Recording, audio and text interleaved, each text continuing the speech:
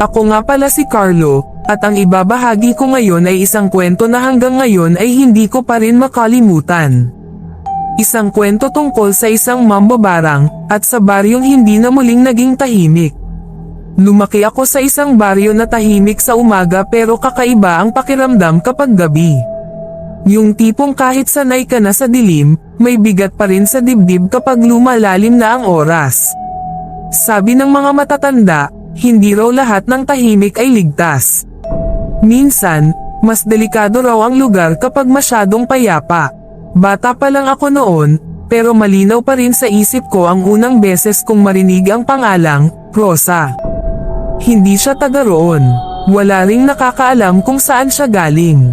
Basta isang araw, may babae na lang na tumira sa lumang bahay sa gilid ng baryo, yung bahay na matagal nang iniiwasan ng mga tao dahil daw may namamatay doon dati. Tahimik si Aling Rosa, hindi pala salita. Kapag may bumabati sa kanya, bahagya lang siyang tumatango. Hindi siya nakikipagkwentuhan, hindi nakikisali sa pista, at hindi rin nagsisimba. Pero gabi-gabi, may ilaw sa bahay niya. Kahit madaling araw na, may sindi pa rin ang ilaw. Sa una, wala naman kaming pakialam. Hanggang sa may unang nagkasakit. Isang lalaki sa kabilang purok ang bigla na lang nilanat. Akala ng lahat, simpleng sakit lang.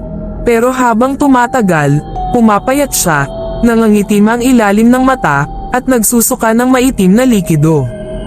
Dinala siya sa ospital, pero walang makitang dahilan ang mga doktor. 3 araw lang, wala na siya. Sunod-sunod ang nangyari. Parang may binuksang pinto na hindi na maisara. Isang bata ang bigla na lang nagsusuka ng buhol-buhol na buhok. Isang babae ang nagsabing parang may gumagapang sa loob ng tiyan niya tuwing gabi. At bawat isa sa kanila, may iisang kwento, may nakaaway sila kamakailan. At isa sa huling nakausap nila, si Aling Rosa. Doon na nagsimulang magbulungan ang mga tao. Isang gabi, pauwi ako galing trabaho. Wala nang ilaw sa daan, tanging buwan lang ang gabay ko. Pagdaan ko sa tapat ng bahay ni Aling Rosa, naamoy ko ang kakaibang amoy, parang sunog na buhok na may halong nabubulok. Napahinto ako. Hindi ko alam kung bakit, pero may pumilit sa akin na tumingin. Sa bintana, may anino. Hindi malinaw ang itsura, pero malinaw ang galaw. Para bang may hinihiwa, may tunog na parang nagkikiskis ang buto. At sa pagitan ng katahimikan, may bulong. Hindi ko maintindihan ang salita, pero ramdam ko ang bigat nito. Parang dasal, pero hindi para sa kabutihan. Tumakbo ako pauwi, hindi na ako lumingon. Kinabukasan, may patay na naman. Sa loob ng bibig niya, may bubog, pako, at buhok. Doon na tuluyang kinilabutan ang buong baryo. Walang gustong magsabi ng direkta, pero alam na namin ang iniisip ng lahat. May mambabarang sa amin.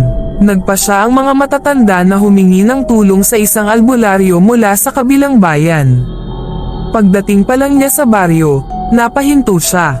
Parang may biglang bumigat sa hangin. Tumingin siya diretso sa bahay ni Aling Rosa at sinabi, "Matagal na yan. Hindi lang basta mangkukulam." Gabi nang harapin nila si Aling Rosa. Hindi ako kasama, pero rinig ko mula sa bahay namin ang sigawan, ang dasal, at ang tunog na parang libo-libong insekto ang sabay-sabay na gumagalaw. Biglang namatay ang lahat ng ilaw sa baryo. Walang buwan, walang bituin, parang nilamon ng dilim ang paligid. May sumigaw. Hindi ko alam kung tao o hindi. Pagbalik ng ilaw, wala na si Aling Rosa.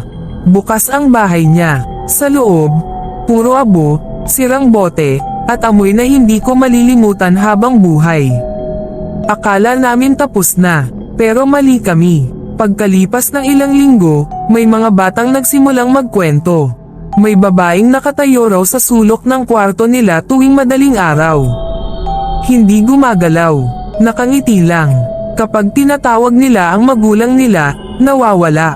Hanggang ngayon, may mga nagkakasakit pa rin sa baryo, bigla, walang dahilan, at tuwing may nangyayari, pare-pareho kaming tahimik, walang nagtatanong, walang nagsasalita, Kasi alam namin, may mga bagay na kahit akala mo tapos na, nagpapahinga lang pala, at kapag may nakaaway kang maling tao, hindi ka niya kailanman makakalimutan. Pamana alam, hindi lahat ng taong tahimik ay mabuti, hindi lahat ng laban ay kailangang patulan. May mga galit na hindi mo kayang suklian, at may mga sumpang hindi mo kayang takasan. Kung nagustuhan mo ang kwentong ito, i-like mo ang video, mag-subscribe ka, at i-comment mo kung gusto mo pa ng mas mahahabang horror stories.